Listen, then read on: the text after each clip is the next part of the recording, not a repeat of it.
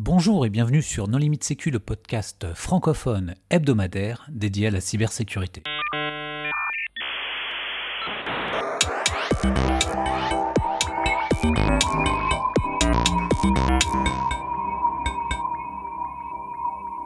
Alors aujourd'hui, nous allons parler de l'association Sec@Scale avec Quentin Berdugo. Bonjour Quentin. Bonjour. Et Nicolas Perrault. Bonjour Nicolas. Bonjour. Pour discuter avec eux, les contributeurs Non Limite Sécu sont Hervé Schauer. Bonjour. Et Nicolas Ruff. Bonjour. Alors Quentin, est-ce que tu voudrais bien te présenter ? Ouais, bonjour, je m'appelle Quentin Berdugo. Je fais de la sécurité depuis une grosse vingtaine d'années. J'ai fait beaucoup de sécurité offensive au début. Après, je suis passé du côté de la défense avec des positions de ciseaux dans des boîtes de la tech. Et c'est comme ça que je suis arrivé à faire partie du début de l'aventure Sec@Scale. Alors dans la tech, on parle anglais. Donc bien sûr, ciseaux et RSSI. Voilà. Nicolas ? Et moi, Nicolas Perrault, je travaille également dans la sécurité des systèmes d'information depuis un peu plus de 20 ans. Presque autant que Quentin, mais je suis plus jeune, donc 3 mois de moins. Et voilà, j'ai fait 10 ans dans le conseil à peu près, puis après RSSI, CISO, responsable sécurité, plusieurs noms pour un petit peu le même rôle, au sein de différentes structures.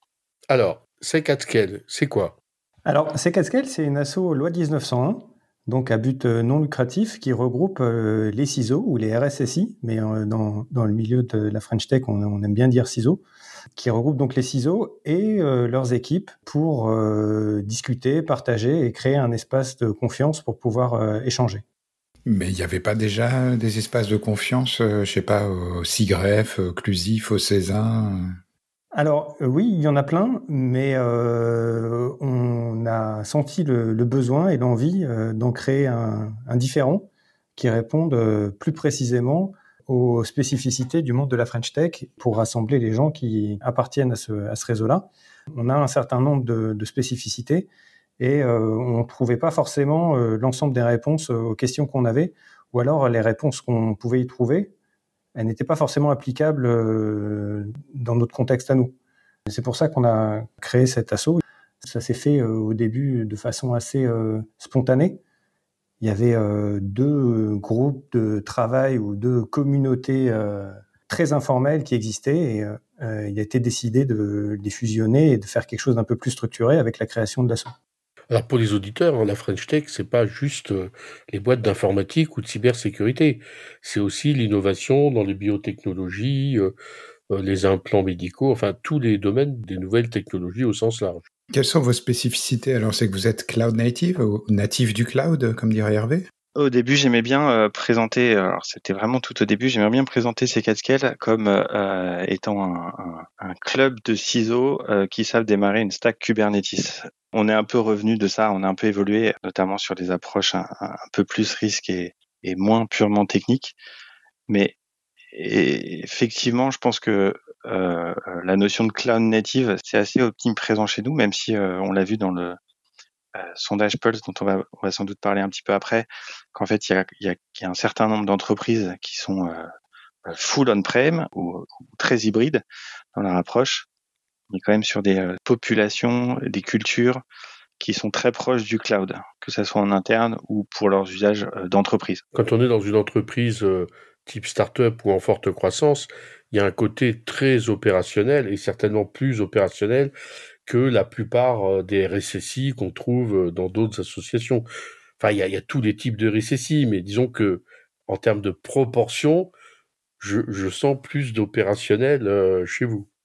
Oui, souvent, c'est des gens qui ont démarré vraiment seuls et qui ont dû poser la base de la fonction sécurité dans l'entreprise. Et c'est des gens qui ont des profils plus techniques, alors que dans d'autres sociétés, ça peut être des gens qui viennent des métiers, de l'informatique, mais qui n'ont pas forcément au départ cette spécialisation sécurité, pardon. Et du coup, ça donne effectivement des profils différents avec des conversations différentes. C'est pour ça que ça fait partie vraiment des choses qu'on a identifiées, mais il y en a pas mal d'autres. Par exemple, l'importance des investisseurs et de la relation avec les investisseurs, elle est complètement différente dans une boîte de la tech qui dépend beaucoup plus des investisseurs et de leur opinion et de leurs impulsions que dans une boîte classique. De leur desiderata. C'est pas que leur desiderata, c'est aussi qu'on est en 2025 et que, si je puis dire, même côté investisseur, VC, en bon anglais, il y a une prise en compte des risques, que ça soit pour des sujets de régulation, GDPR en fait partie, CCPA aux États-Unis, mais aussi d'autres sujets similaires. Il y a une prise en compte du fait que un des risques, pas forcément prépondérant, mais en tout cas un des risques à prendre en compte dans la structuration et dans la croissance d'une entreprise de la tech, c'est aussi la prise en compte des enjeux de sécurité, parce que pas caricaturer et dire qu'une entreprise peut disparaître du jour au lendemain à cause d'un incident de sécurité, mais en tout cas, la valorisation d'une entreprise, telle que celle dans lesquelles on travaille, peut significativement diminuer s'il y a un gros incident de sécurité, même si en général, on voit que les capitalisations se remettent sur la durée. Il peut quand même y avoir un petit pic vers le bas, une petite chute de pression en cas de survenue d'un événement important. Mon pitch pour présenter SecAtScale en une ligne, c'est SecAtScale, c'est le fils caché du Cézanne et de TechRops. Voilà, c'est un peu le mélange des deux, cette orientation vraiment très French Tech et l'orientation sécurité. Alors, quelles sont vos activités ? SecAtScale, c'est quand même une asso qui est relativement récente, donc qui a été fondée en 2022, mais qui est très dynamique et il y a pas mal de choses qui sont lancées. Il y a déjà Slack qui est vraiment l'espace où on partage au quotidien, où la plupart des échanges se font.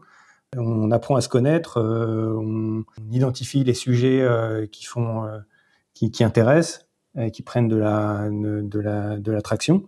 Il y a beaucoup d'échanges qui se passent à l'intérieur. Notamment, on a un système de virtual coffee qui permet de mettre en relation des membres au hasard. Donc, ils vont être invités à prendre un café ensemble ou de faire une visio ou aller se voir, se rendre visite dans leur boîte respective pour faire connaissance. Donc, ça brasse un petit peu l'écosystème. Et on fait aussi un meet-up trimestriel où on essaye de se rencontrer. Donc là, au mois de septembre prochain, ce sera, si je me trompe pas, Nicolas, le 13e. Donc, c'est un rendez-vous qu'on a où il y a des présentations qui sont faites, des présentations techniques ou stratégiques, qui sont la plupart du temps présentées par des membres, mais on peut avoir parfois des présentations de sociétés externes ou d'entités externes. Nicolas, tu veux parler d'autres initiatives ? Il y en a pas mal. Alors effectivement, on s'est un peu créé autour de Slack et les meet-up dans un premier temps. On a assez rapidement commencé à organiser un training, une session de formation en bon français annuelle pour les développeurs des sociétés qui sont représentées au sein de SecAtScale. C'est des sociétés qui sont représentées parce que il y a pas des sociétés sont pas membres, c'est des gens qui sont membres de SecAtScale. Et donc on a un certain nombre maintenant de plus en plus de sociétés représentées et donc on organise de manière annuelle maintenant un événement sous la forme d'un CTF qui a pour but d'entraîner les développeurs de nos entreprises. Donc à la différence d'un CTF traditionnel qui s'adresse habituellement plutôt à des experts de la sécurité ou en tout cas des gens qui sont largement versés dans le domaine de la sécurité et potentiellement même de la sécurité offensive. Là, on s'adresse aux développeurs. Donc, c'est encadré en général par les équipes sécurité des sociétés en question. C'est organisé par la direction de l'association, de SecAtScale. Et on organise ça pour les 3 premières itérations qu'on a faites jusque-là avec un partenaire. Donc, je peux les citer rapidement. Il y avait SysDream, il y avait Google et RouteMe Pro pour le dernier, qui étaient des très bons partenaires. Non, mais ce qui est surtout intéressant, c'est que ceux qui font ça, parce que moi j'en connais plein, sont quand même des grandes entreprises. Là, vous mutualisez en le faisant pour toutes les startups de la tech.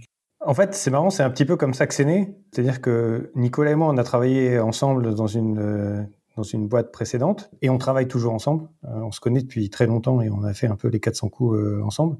Et j'avais voulu réitérer ce CTF et le prestataire m'a fait un prix moins intéressant et il me dit mais t'as moins de développeurs donc il en faudrait plus et là je te fais un bon prix.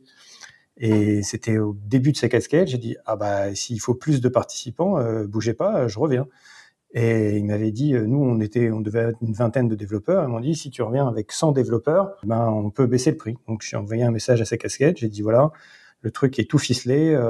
Il n'y a plus qu'à signer en bas de la page. Est-ce que ça vous intéresse? Si on est 100, on a tel prix. Et effectivement, on a eu les 100 développeurs et ça a bien marché. Tout le monde a bien aimé. On a fait une grosse fête à la fin de la journée. On s'est tous réunis chez l'un des participants. On a bu des coups et du coup, on a eu des très très bons retours de la part des développeurs qui ont trouvé ça intéressant, engageant, etc. Et du coup, on a eu des demandes pour réitérer ça. Et donc là, on a fait 3 itérations de cet exercice avec une participation croissante. Je ne sais pas si tu as les chiffres en tête, Nicolas. 250 personnes tout rond, à 1 ou 2 près qui avaient été portées pâles.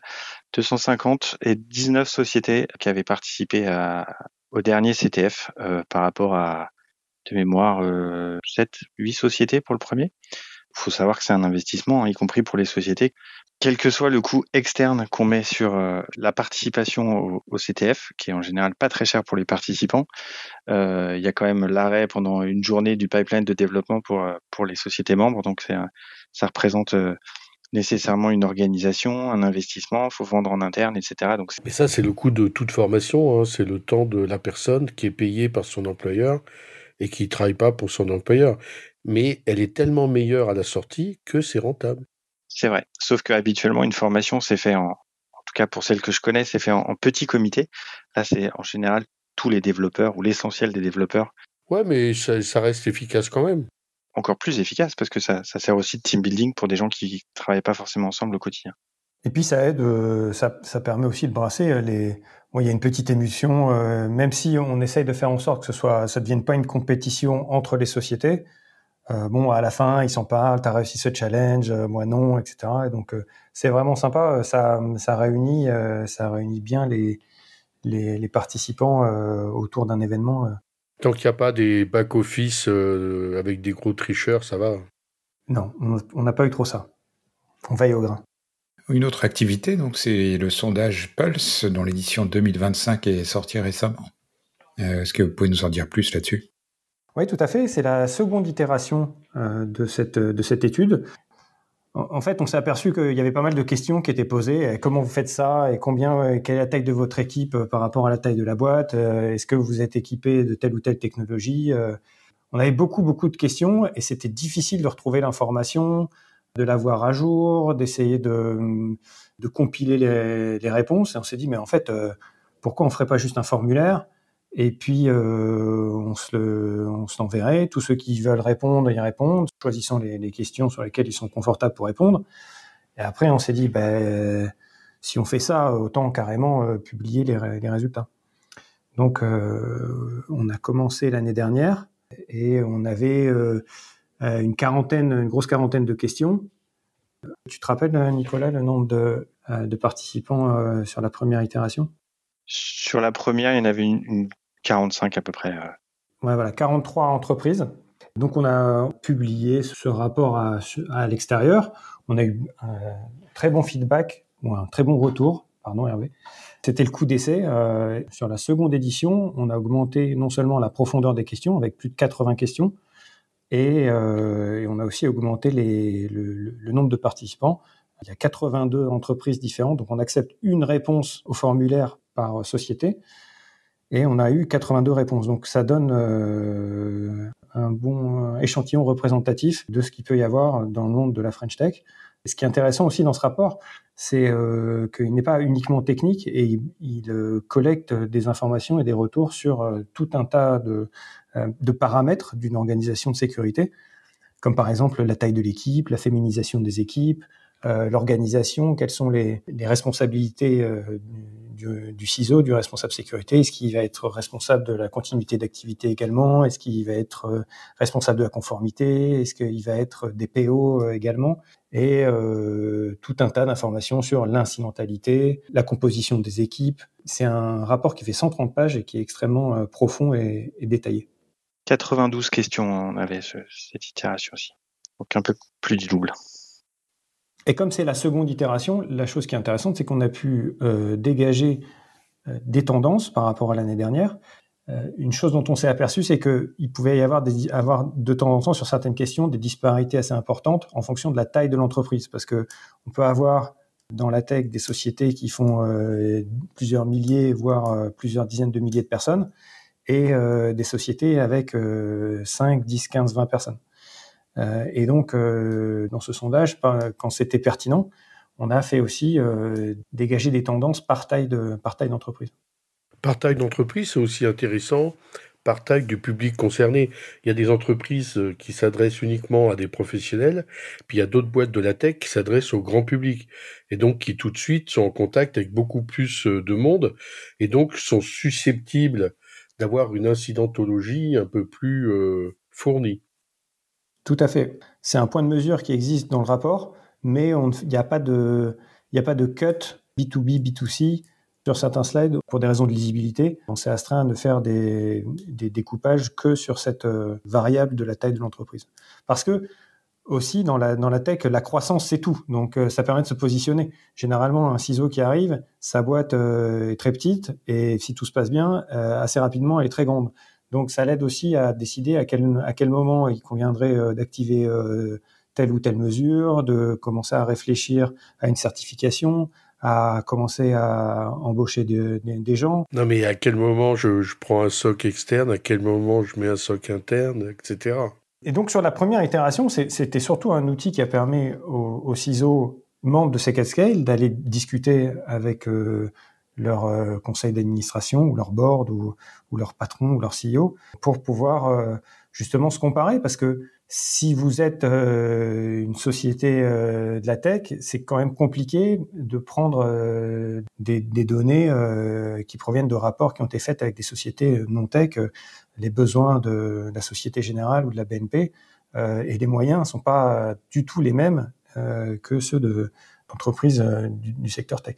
Alors, quels ont été les points les plus marquants ? Il y en a un sur lequel on nous a pas mal attendu, c'est celui de l'IA et des LLM, etc. Donc forcément, on était obligé on a posé des questions là-dessus. Et bon, alors, ce qu'il faut voir déjà, c'est que les boîtes de la tech ont été les plus exposées à la déferlante des LLM et des intelligences artificielles.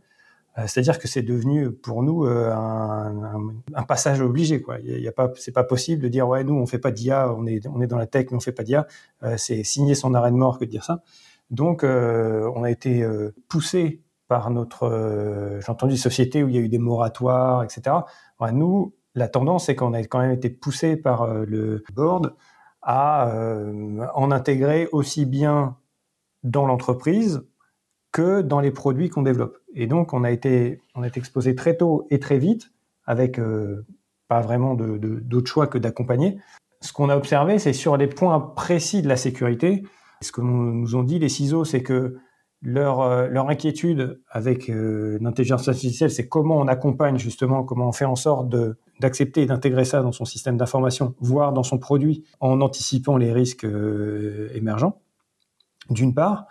Et de l'autre, la grande question, c'était mais maintenant il y a les attaquants avec les IA et vous défendez avec des IA parce qu'on vous a vendu des produits qui...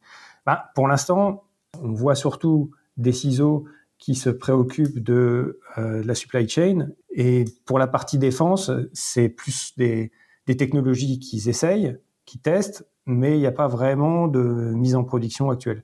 Ce qu'ils nous ont dit, c'est nous, les IA, on les utilise tous les jours, mais c'est pour faire écrire des politiques de sécurité, répondre à des questionnaires de sécurité, analyser les réponses aux questionnaires de sécurité, écrire des questionnaires de sécurité pour nos propres fournisseurs. Donc c'était en fait beaucoup d'administratifs. C'est quand même comme tout le monde. Aujourd'hui, ça nous a quand même sauvé la vie. Enfin, je veux dire, quand tu vois les questionnaires qu'on t'envoie, heureusement qu'il y a des IA pour répondre à ta place. Et des IA pour analyser les réponses. C'est quasiment un cercle vicieux, parce que les gens bien câblés vont utiliser des IA pour générer leurs questionnaires. Les gens bien câblés vont utiliser des IA pour répondre à ces questionnaires. On l'espère sur la base d'éléments concrets, mais en tout cas avec le moins d'intervention humaine possible. Et puis ceux qui n'utilisent pas d'IA, ils se perdent dans des questionnaires. Mais pourquoi pas, hein. Peut-être que c'est au final la maximisation de la fonction de récompense, parce que en fait, il y en a qui ont essayé de faire des questionnaires de sécurité standards, personne les a jamais adoptés, comme le CAIQ, et du coup, tout le monde faisait son propre questionnaire. Non, mais ça reste un domaine de recherche, mais bon, il y a des projets de normalisation quand même, hein. J'ai répondu au CAIQ pour mon entreprise et personne l'a jamais consulté. Donc il y a quand même 300 questions. Il n'y a qu'à voir le nombre de solutions qu'il y a sur le marché pour essayer de résoudre ce problème. Tout le monde aujourd'hui est complètement dépassé par cette histoire de supply chain et de questionnaire de sécurité. Moi, aujourd'hui, on a un portail. Nos clients, ils peuvent venir poser des questions en langage naturel et ils ont les réponses et ça donne des références aux documents qu'on a écrits et qu'on a mis dans le portail et ça fonctionne très bien. Donc ça, c'est vraiment une des choses aujourd'hui concernant l'IA qui change la vie du responsable sécurité. Enfin, c'est pas spécifique au monde de C4Scale, hein, c'est le cas de... Enfin, je veux dire, moi, je fais pareil, hein, donc, et je pense que tout le monde fait pareil, donc ça marche pour tout le monde. Et sinon, il y avait un autre truc dans le sondage Pulse qui est à retenir. Il y a plein de choses à retenir, parce que comme l'a dit Quentin, il fait plus d'100 de pages. Moi, je parlerai d'une dynamique de recrutement qui m'intéresse particulièrement, qui met en avant un intérêt sur les profils AppSec. Je dirais pas que c'est une priorité, parce que il y a d'autres choses, d'autres profils importants qui continuent à avoir le vent en poupe, si je puis dire. Mais en tout cas, l'AppSec a été remonté comme un type de rôle, de profil sur lequel on avait un intérêt particulier pour l'année à venir. Je pense que ça s'inscrit dans une démarche où après avoir pendant des années dans ce type, je parle des entreprises entre guillemets qui sont représentées chez C4Scale, hein, mais on a beaucoup misé sur la conformité, sur le fait de se développer autour de fondamentaux qui permettent entre guillemets de vendre nos produits. L'AppSec fait aussi partie maintenant des sujets prioritaires qu'on veut mettre en avant. Maintenant qu'on a des entreprises qui sont un peu plus grosses en France, qui s'adressent à un marché sans doute encore plus international que ça n'était avant. On a des enjeux très forts de ce côté-là. Et est-ce que vous avez été surpris par certains aspects, certains points ? Il y a un autre sujet qui est pas une surprise pour moi, mais qui se confirme depuis l'année dernière. En fait, là, pour le coup, c'est une tendance qui se confirme. C'est qu'il y a une grosse pression autour de la gestion de la sécurité des fournisseurs. Alors là, ça n'a rien de spécifique aux entreprises de la tech, puisque c'est quelque chose qu'on retrouve, par exemple, dans le baromètre de Cézanne, pour ne citer que celui-là. Mais que ça soit côté incident, que ça soit process de revue et de validation des entreprises tierces, des fournisseurs, que ce soit des fournisseurs de SaaS ou autres, on voit qu'il y a un gros intérêt là-dessus et un gros enjeu. J'ai plus le pourcentage en tête, mais il y avait un gros volet là-dessus et un gros intérêt là-dessus. J'ai fait des questionnaires de ce genre par le passé, plus de 100 questions, plus de 80 répondants, c'est comme un gros boulot. Vous faites ça vous-même ou vous faites faire par l'IA ou par des stagiaires ou c'est quoi là? Pour produire le questionnaire ou pour répondre au questionnaire? Pour surtout traiter les réponses et relancer les gens qui n'ont pas répondu et faire produire le document final, etc. Tu peux faire appel à un prestataire. Alors pas quand on est une petite association avec un budget limité comme le nôtre, mais on fait ça sérieusement. On a le bureau de C4Scale est très dévoué. On a surtout une personne au sein du bureau de C4Scale qui veut pas qu'on la cite, mais qui participe plus qu'activement, qui est même à l'initiative de ce livrable et de ce projet, et qui a la manœuvre encore sur le deuxième et qui a fait un boulot considérable. Et une différence qu'on a justement sur cette seconde itération, c'est que maintenant qu'on a des sponsors, on a pu engager un graphiste pour rendre ce document beaucoup plus agréable à lire. Effectivement, comme il fait plus de 100 pages, c'est quand même beaucoup plus agréable d'avoir quelque chose de bien aéré, bien présenté. Le premier, c'était moi qui avais rajouté les images dessus, c'était une horreur. Là, cette fois-ci, grâce au sponsor, on a vraiment un truc qui est très sympa à regarder. En parlant de graphisme, c'est quoi ce logo avec un renard dessus? Est-ce qu'il y a une backstory? Il y a une backstory, je suis pas sûr qu'elle soit passionnante. Il y a un des membres fondateurs qui était CISO d'une société et leur graphiste leur avait fait un logo pour l'équipe sécurité. Et il avait réutilisé ce logo-là, et donc on est reparti du renard pour voilà, on avait utilisé ce logo au tout début, on a regardé le renard, mais on a fait un zoom sur la tête parce qu'avant il était en entier, mais du coup dès que c'était en petit, en logo, on voyait rien. Et voilà, c'est juste ça. Nicolas est déçu, il pensait que ça avait un rapport avec les furries. Ah non, désolé. On peut réenregistrer, j'invente une histoire, mais non. Du coup, comment est-ce qu'on fait pour rejoindre votre association? Parce que j'étais sur le site web et j'avoue, c'est assez cryptique. Est-ce qu'il faut être capable de répéter Cupcattle correctement 3 fois de suite ou c'est quoi là? Alors ouais, le site web, c'est un peu un work in progress depuis le début parce que au début, on était vraiment tous passés au sein de la communauté. On n'avait pas forcément des velléités ou d'interagir avec l'extérieur, si ce n'est de capter les membres qui avaient dû de faire partie de l'asso. Et là, depuis cette année en particulier, on essaye de remplir cette mission qui fait partie aussi de notre cahier des charges, d'essayer d'influencer l'écosystème. Donc le site web va être refait, c'est la prochaine étape sur laquelle on doit travailler avec le graphiste. L'idée pour rejoindre le bureau, c'est relativement simple, hein. Il y a pas pour rejoindre l'association, c'est très simple, il suffit de rentrer dans les critères d'admissibilité, à savoir être un professionnel de la sécurité qui travaille au sein de l'équipe sécurité d'une boîte de la French Tech. Je rajouterais dépourvu de conflit d'intérêt. Oui, c'est-à-dire pas une boîte de la French Tech qui serait elle-même une boîte qui aurait intérêt à vendre ce qu'elle fait aux autres. Si, parce qu'en fait, on a tous intérêt à vendre ce qu'on fait aux autres en tant que société, mais le rôle des personnes qui rejoignent l'association, il est ni commercial ni recruteur, en tout cas au premier chef. Et ça, c'est un point d'orgue qu'on veille à conserver. C'est que pour les personnes, notamment d'entreprises, par exemple, qui vendent des produits de sécurité, qui éditent des produits de sécurité, on veille à notifier, à les informer quand ils rentrent dans l'association que évidemment il s'agit pas d'une démarche commerciale, qu'il n'y a aucune démarche commerciale possible directement au sein de l'association, que ce soit dans nos soirées ou sur nos channels Slack. Et voilà, ça c'est un point très important.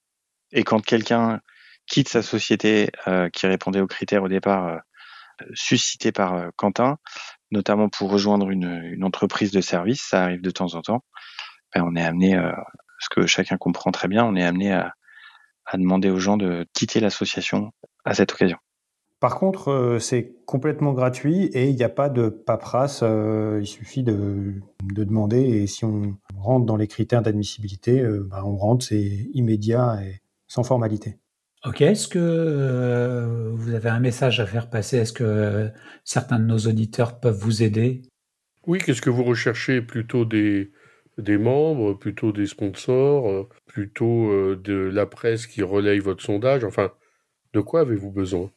Ce qui nous intéresse le plus, c'est s'assurer que tous les gens qui pourraient être des membres potentiels sont au courant de l'existence de l'association et qui viennent nous rejoindre, hein. Et comme je le disais tout à l'heure, c'est immédiat et sans aucune formalité, donc ils peuvent venir, partir, regarder si ça leur plaît pas, ils peuvent repartir comme ils sont venus. Il y a vraiment aucun engagement, mais on a des très très bons retours. Les gens qui tombent sur l'asso. Quand j'étais CISO tout seul, j'avais l'habitude de dire SecAtScale, ça me fournit l'équivalent d'un équivalent temps plein, quoi. C'est comme si j'avais déjà un membre de mon équipe sans rien payer. Quand j'avais une question, je voulais tester un outil. Avant de faire quoi que ce soit, avant de regarder sur ChatGPT, j'avais posé la question sur SecAtScale. Généralement, dans la demi-heure, j'avais une demi-douzaine de réponses pertinentes. Donc ça, c'est faux. En particulier pour les CISO qui démarrent, qui sont un peu isolés, je leur recommande vraiment de rejoindre l'asso. Les sponsors, on en a déjà, et à vrai dire, on ne veut pas trop en avoir, parce que comme le disait Nicolas précédemment, on ne veut pas vendre l'association aux sponsors, c'est juste pour faire tourner l'asso, et on prend grand soin à ne pas laisser rentrer des actions trop invasives envers les membres. Par exemple, ils peuvent venir sur Slack, mais ils ont un canal dédié, et les membres viennent sur le canal du sponsor. Donc, ils ont ce choix-là de pas, s'ils veulent pas interagir avec le sponsor, les sponsors sont pas invités au meet-up. Donc on a pris soin de limiter le sponsoring. Et aujourd'hui, on a des gens qui font un peu la queue pour rentrer et on veut pas en avoir plus. Par contre, effectivement, Comme le disait Nicolas tout à l'heure, il y a énormément d'efforts et d'énergie qui a été nécessaire pour produire le Pulse Survey. Et du coup, ça nous tiendrait à cœur qu'il trouve son public. Ça peut être intéressant pour des gens qui sont soit dans la sécurité, soit dans la tech, mais pas forcément les deux en même temps. Et on pense que c'est vraiment une bonne lecture pour beaucoup de profils différents, comme des investisseurs, comme des consultants, comme des juristes. Tout le monde ne va pas forcément tout lire, mais il y a des sections, il y a des chapitres, et il y en a vraiment pour tout le monde, et on aimerait vraiment que cette étude trouve son public. Ok, est-ce que vous souhaiteriez ajouter le mot de la fin ? Le mot de la fin, c'est quoi les goodies ? Les goodies, ce sera après le site web, mais on a commencé à faire des stickers. On a 2 niveaux de stickers. Les stickers pour le grand public, et puis on a les stickers étoilés pour ceux qui participent activement, qui donnent de leur temps, de leur énergie pour la vie de l'association. Alors, on a essayé de gamifier les goodies.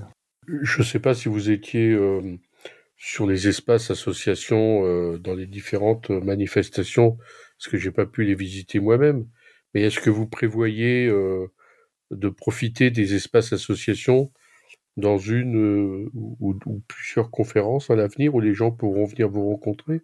On aimerait bien, on a commencé à faire des interventions avec des casquettes Sec at Scale. On est intervenu dans un événement IDC où, par exemple, on a fait l'OCIR il n'y a pas très longtemps. Et là, on est en discussion pour intervenir dans une table ronde aux assises. Peut-être qu'on fera d'autres plus tard. Je sais qu'il y a un espace associatif au FIC, mais en fait, j'ai l'impression que... C'est plus dans les manifestations de la French Tech qu'il faut aller. Voilà, exactement. Je me vois plus aller à Vivatech. On a raté le coche cette année. Vivatech, c'est pas évident, c'est très cher. Ouais, mais là, on se ferait inviter comme asso, quoi. Donc, plutôt Vivatech, plutôt French Tech, parce que Vivatech, c'est surtout des... Bon, j'ai pas l'impression qu'il y aurait des gens des équipes sécurité ou juste des CTO qui commencent à se poser la question de est-ce que je dois embaucher un CISO, comment je fais. On essaye d'avoir des ponts avec la BPI, avec Station F, avec tout l'écosystème de la tech aussi, parce que c'est peut-être celui où on a un vivier plus important. Il y a plus de monde dans la tech qui doit faire de la sécurité que de monde de la sécurité qui sont spécialisés dans la tech. Et ceux qui sont là, ils sont déjà parmi nous, on les connaît déjà, ils sont identifiés. Donc c'est plutôt les petites boîtes de la tech qui nous connaissent pas, et en particulier ceux qui sont plus loin de Paris, parce qu'ils ont moins de chances d'avoir entendu parler de nous par le bouche à oreille, parce qu'ils sont peut-être plus isolés. Très bien. Eh bien, une dernière chose peut-être... Rejoignez-nous si vous faites de la sécurité dans une boîte de la tech. Envoyez un email à contact@secatscale.org et on sera ravis de vous accueillir. Eh bien, merci Quentin, merci Nicolas d'avoir accepté notre invitation. Merci aux contributeurs. Chers auditeurs, nous espérons que cet épisode vous aura intéressé. Nous vous donnons rendez-vous la semaine prochaine pour un nouveau podcast. Au revoir. Au revoir. Au revoir.